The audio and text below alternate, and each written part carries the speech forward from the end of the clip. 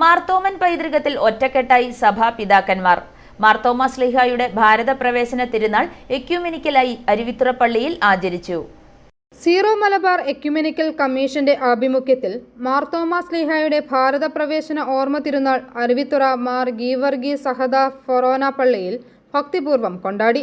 തിരുനാളിന്റെ ഭാഗമായി നവംബർ 20 ബുധനാഴ്ച വൈകിട്ട് 6 മണിക്ക് പുറത്ത് നമസ്കാരവും വിവിധ സഭകളിലെ മേലധ്യക്ഷന്മാരുടെ സന്ദേശങ്ങളുമായി നടത്തപ്പെട്ട തിരുനാൾ ആചരണം വേറിട്ടതും നവ്യവുമായ ഒരു അനുഭവമായി മാറി. 1-ാം നൂറ്റാണ്ടിലെ ഭാരതീയർ ദൈവപുത്രനായ ഈശോ മിശിഹായുടെ സുവിശേഷം അവന്റെ സ്ലീഹാന്മാരിൽ ഒരാളായ മാർത്തോമാ ശ്ലീഹായിൽ നിന്ന് നേരിട്ട് സ്വീകരിച്ചതും നാളിതുവരെ തലമുറകളായി കാത്തുസൂക്ഷിക്കുന്നതും ദൈവത്തിന്റെ വലിയ അനുഗ്രഹമായി അനുഭവപ്പെട്ടു.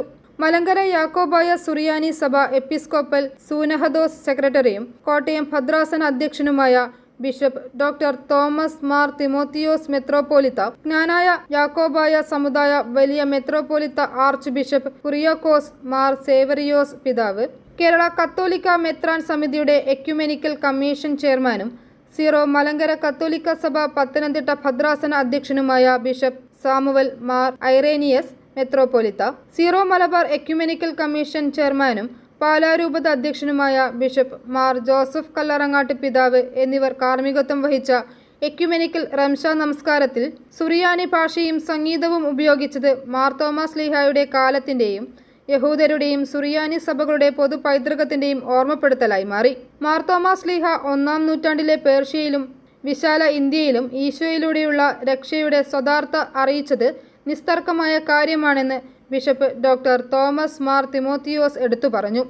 സഭകൾ തമ്മിൽ ഒന്നിച്ചു നിൽക്കേണ്ടത് കാലഘട്ടത്തിന്റെ ആവശ്യമാണെന്ന് കുറിയാക്കോസ് മാർ സേവറിയോസ് അഭിപ്രായപ്പെട്ടു.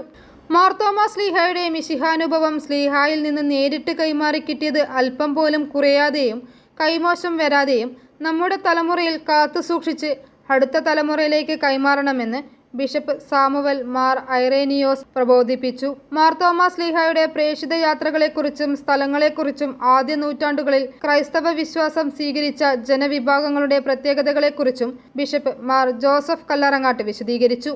അരുവിത്തുറ മാർ ഗീവർഗീസ് സഹദ ഫൊറോന പള്ളി വികാരി ഫാദർ സെബാസ്റ്റ്യൻ വെട്ടുകല്ലിൽ സ്വാഗതം പറഞ്ഞ മാർത്തോമാ നസ്രാണി സമുദായ കൂട്ടായ്മയ്ക്ക് Syro Malabar ecumenical commission secretary father Cyril Thomas Thayyil നന്ദി അർപ്പിച്ചു. തിരുനാൾ ആചരണങ്ങളും പാരമ്പര്യങ്ങളും വിശ്വാസ കൈമാറ്റത്തിന്റെ പ്രധാന മാർഗങ്ങളാണ്. മലങ്കരയിലെ സുറിയാനി സഭകൾ തമ്മിലുള്ള സഭൈക്യ പ്രവർത്തനങ്ങൾ യൂറോപ്പിലെ പാശ്ചാത്യ സഭകൾ തമ്മിലുള്ള എക്യുമെനിസം പോലെ തന്നെ പ്രധാനപ്പെട്ടതാണെന്നും സഭകൾ തമ്മിൽ പരസ്പരം ബഹുമാനിക്കുന്ന സമീപനങ്ങളും യോജിച്ചുള്ള പ്രവർത്തനങ്ങളും കൂടുതൽ വളർത്തിയെടുക്കണമെന്നും പിതാക്കന്മാർ അഭിപ്രായപ്പെട്ടു.